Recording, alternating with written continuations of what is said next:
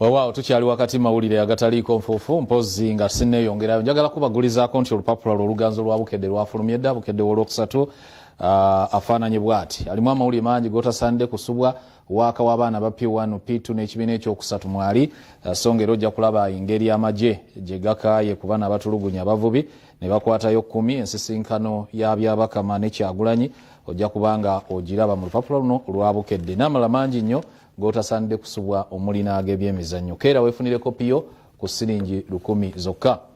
Nga tugenda maaso n'amawulire agataliiko nfuufu aba kampuni eya Kachi Developers bakkiriza nga bagenda okusasula abantu abaakosebwa okubaluka kwa Baluti eyakubwa ku lunaku olwokutaano olwa wiiki ewedde. Baluti eno yaleka ekubya abaana era bwe bati ne batwalibwa ku bitanda okufuna obujjanjabi. Katulabe ebisingawo. Ku lwokutaano lwa wiiki ewedde twakulaga emboozi y'abaana b'essomero abaakosebwa okubwatuka kwa Baluti eyakubibwa aba Kachi Developers Mabuye Katende n'ereka abawerako nga bali ku bitanda. Teyakoma okwoya yonoona amayumba n'ebirime by'abantu. Kati aba kampuni eno bayise olukiiko olw'amangu ne beetondera abantu abaakosebwa era ne basuubiza okubaliyirira buli kimu ekyayonooneka mu mbeera eno. Tubasuubizza tugenda kukwataganya wamu abaakosebwa okulaba nti wabaanawo ekikolebwa era eyakola omulimu ogwo yayasa ejjinja eryo avuddeyo mu lukuŋŋaana luno n'akkiriza nti kimukwatako.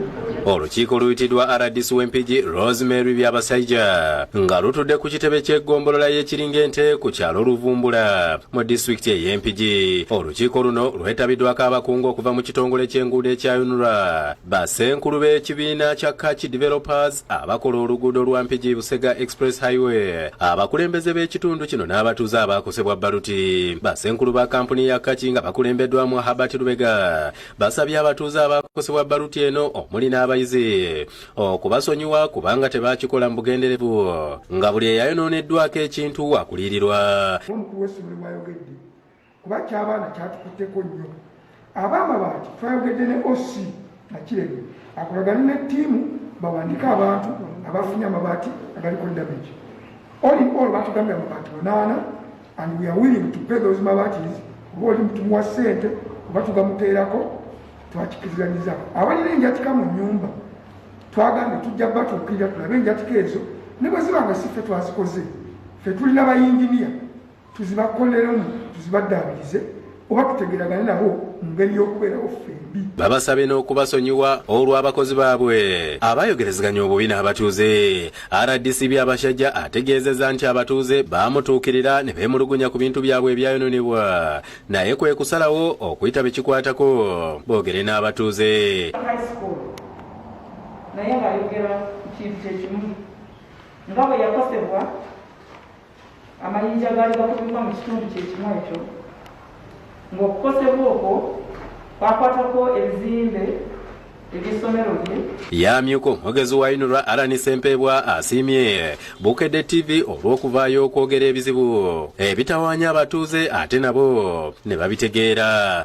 Ekituzzaamu amaanyi nti nannyini jjinja eryo avuddeyo ne yeetondera abatuuze kubanga bw'obeera mu kitundu ate nga abatuuze tubawuliriza tubayisa bulungi ate bayinza okwekyawa ne bakugoba mu kitundu kyabwe. Abatuuze nga bakulembeddwamu omukulu w'essomero lya Lumuza High School eryasinga okukosebwa Lusiba Yusuf basiimye aba UNRA ne RDC olw'okusitukiramu okubayamba. Ngenda okutuukayo Frank alimu amazzi ngejjudde naye ng'ebomose amazzi gagenze otuuka ku nju nga naye amazzi gagenda. Bwe nabuuza ne baŋŋamba nti ekkubo eryo ab'ejjinja be baaliveddewo naye nga baliisiza mu mmere yaffe. Kalusiba ayimiriza emirimu gyonna ku ssomero okutuusa nga bakoze ku nsonga zaabwe. Agnes Najjuma yakusakidde eggule lino ku lwa Bukedde TV. Kale kulikayo omusasi waffe nga tugenda maaso n'amawulire amalala. Abasawo abeegattira mu kibiina ekya Uganda Medical Association bennyamivu olwa gavumenti okubanga eruddewo okusasula ab'eŋŋanda zaabwe ab'eŋŋanda z'abasawo bano abazze bafuna obulwadde obwa COVID-19 nga ne famire z'ab'eŋŋanda z'abasawo abaafa mu kiseera kino bali mu kuyagga. Era bano basabye nti n'omuggalo gwandibadde guddawo kubanga abantu baganye okufaayo ku ebyo ebyateekebwawo oba ebyabalagirwa minisitule ey'ebyobulamu. Abasawo nga bayita mu kibiina ekibagatta ki Uganda Medical Association balaze okuti olwa gavumenti ekyagaanye okuliyirira abasawo abaafuna obulwadde bwa COVID-19 nga bali ku mirimu n'ab'enganda z'abasawo abaafa abakyagaanye okuliyirirwa. Bano bagamba nti abasawo abasoba mu 1,000 be baafuna obulwadde bwa COVID-19 abamu ne bubaviirako n'okufuna obuvune obw'amaanyi obutagenda kuvaawo kiyite permanent damage. Some have suffered severe disability after the COVID infection. And by the 8th of December, we had lost 8 of them. Dr. Lubega Robert ngono yamyuka akulira ekibiina kino agamba nti amateeka galagira omuntu abeera afiiridde ku mirimu alirirwe ne famire ye kyokka ministry evunanyizibwa ku nsonga eno yabategeeza ng'ensonga eno bwetaliimu mu mbalirira. Ministry of Labour kwegamba evunanyizibwako okompesetinga bano abantu bagamba tebalina ssente naye ate tulaba ssente abantu basimaye baguza amanda g'ebizindalo bya mutwalo buli limu simaye ebizindalo bya mitolo bemeka. Mu ngeri yemu bano balaze obweraliikirivu olw'omuwendo gw'abalwadde ba COVID-19 omungi oguli mu malwaliro nga kati mu kiseera kino abamu tebalina naye babajjanjabira. Bano baagala gavumenti ezzeewo omuggalo okutangira okusaasaana okw'obulwadde buno. We are so concerned that these things should be stopped. But if, as Ugandans, we do not pay heed to this, or rather we lock down before Christmas until the 2nd of January. Omwogezi w'eminisitule y'ebyobulamu Emmanuel Ainebyona ategeezezza nti bagenda kukola ku nsonga y'abasawo okubasasula.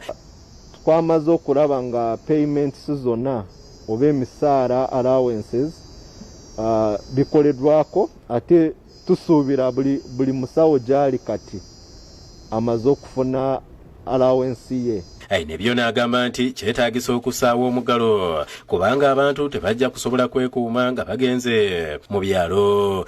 Okuyamba okutaayiza obulamu bw'abazadde baffe ababeereyo mu byalo twawabudde abantu basigale wano mu Kampala buli omu asigale gy'ali. Mu ngeri emu ab'ekibiina ekitaba abatakisi mu ggwanga ekyakotisa balangiridde ebikwekweto ku baddereeva abanaasangibwa nga tebagoberera biragiro bya kutangira COVID-19. Omwogezi wa kotisa Moses Birungi agamba nti ebikwekweto bino bagenda kubikola nga bali wamu ne poliisi okulaba nti abantu tebatikkira mu bifo bikyamu, abantu tebatwala abantu basukkiridde, abantu bateeka measures ne guidelines zonna ezatuweebwa His Excellency the President ne Ministry ya Health.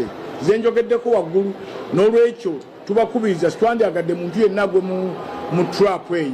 Ono asabye ne baddereeva okugoberera engendo nga bwe zaalambikibwa aba KCCA kiyite lutu kya zaabwe. Basaabaze tubakubiriza mulinnye mu mmotoka mu bifo emulaba nti biri gazetted.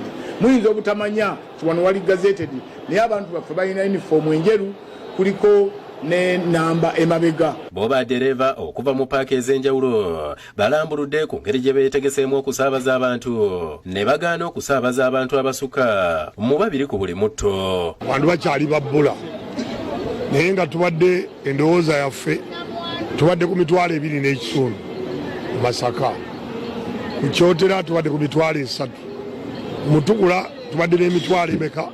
Emitwalo 4.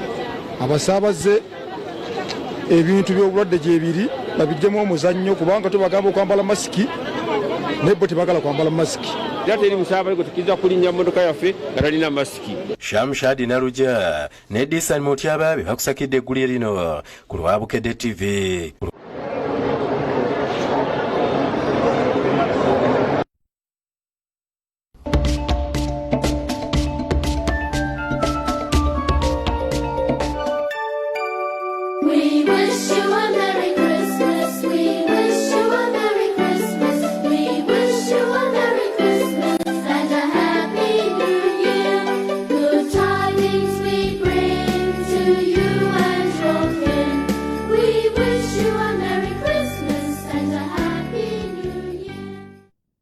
Okuva mu kakiiko k'ebyokulonda akakiiko kajjukiza bonna abeewandiisa okulonda nti ennaku ezaalambikibwa okulondebwako abayisimbyewo bweziti bwe zaalambikibwa. Abeesimbyewo ku bwa pulezidenti n'abakiise ba paalamenti baakulondebwa nga 14 January 2021. Bo abeesimbyewo ku bwa Lord Mayor meeya bassentebe ne bakkansala okwabekwa kubaawo nga 2 January 2021 ate abeesimbyewo ku mitendera gya munisipaali ssentebe ne bakkansala ba division baakulondebwa nga 25 January 2021 olwo bassentebe ne bakkansala b'oku mutendera gw'amagombola balondebwe nga 3 omwezi ogwokubiri 2021 oyekka erinnya lye lirabikira ku lukalala lw'abalonzi yajja okukkirizibwa okulonda ojjukizibwa okwambala mask okunaaba mu ngalo ne sabbuuni era n'okwewa amabanga mu kaweefube w'okulwanyisa ekirwadde kya COVID-19 akakiiko kakubiriza abalonzi okugenda mu bulungi okulonda oyo gw'osiimye akukulembere.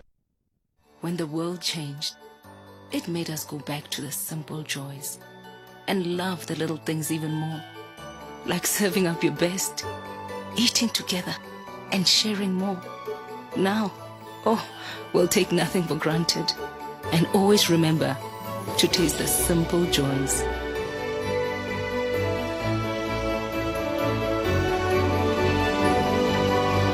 Enjoy the magic of Christmas with Coca-Cola. Extra mulondo nange kyakunywa kisufu abafere tebaguza omulondo no kwina kubaako kirungi tulumirirwa bulamu bwona amakago oligeza n'okikombako omubiri guguba n'obutwa ne bufumuka mubiri guba bulindaala neya n'obaakunyoma n'akomawo kizibu kula obusimu kirungi extra mulondo guba wettanira bayina n'akananasi akavumula lubyamira petayiti kagyongerako kirungi extra mulondo.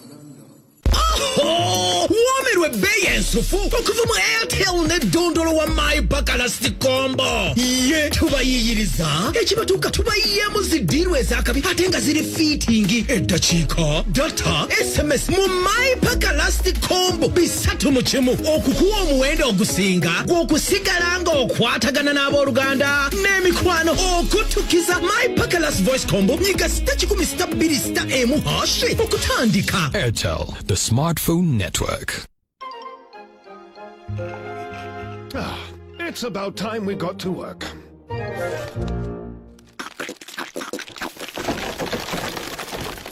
There we go. Red Bull gives you wings.